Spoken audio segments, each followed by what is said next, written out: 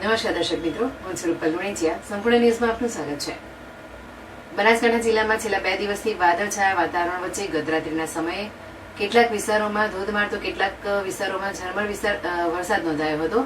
આ અણધાર્યા વરસાદને કારણે ચોમાસુ સિઝનમાં તૈયાર પાકોને નુકસાન થવાની ભીતિ સેવાઈ રહી છે, જેનાથી ખેડૂતો ચિંતિત બન્યા છે. અમીરગઢ, પાલનપુર, ડીસા, દિયોદર, કાંકરેજ અને દાંતીવાડા સહિતના વિસ્તારોમાં વરસાદ પડ્યો હતો. હવામાન વિભાગ દ્વારા બનાસકાંઠા સહિત રાજ્યના અનેક જિલ્લાઓમાં 1 ઓક્ટોબર સુધી વરસાદની આગાહી કરવામાં આવી છે. વહીવટીતંત્ર દ્વારા ખેડૂતોને સાવચેત કરવામાં આવ્યા છે.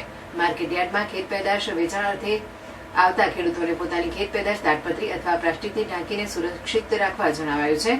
છેલ્લા 24 કલાકમાં થરાદમાં 1 મીમી, ધાનેરામાં 6 મીમી, દાંતીવાડામાં 27 મીમી, વડગામમાં 3 મીમી, પાલનપુરમાં 2 મીમી, ડીસામાં 52 મીમી, દિયોદરમાં 18 મીમી, ભાભરમાં 4 મીમી અને કાંકરેજમાં 15 મીમી વરસાદ નોંધાયો હતો. વહેલી સવારે અમીરગઢ પંથકમાં 31 મીમી વરસાદ નોંધાયો હતો.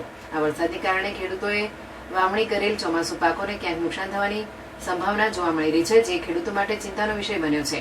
આ અંગે મુકેશ પટેલે જણાવ્યું હતું કે રાત્રે અમીરગઢ તાલુકામાં વરસાદ પડ્યો છે.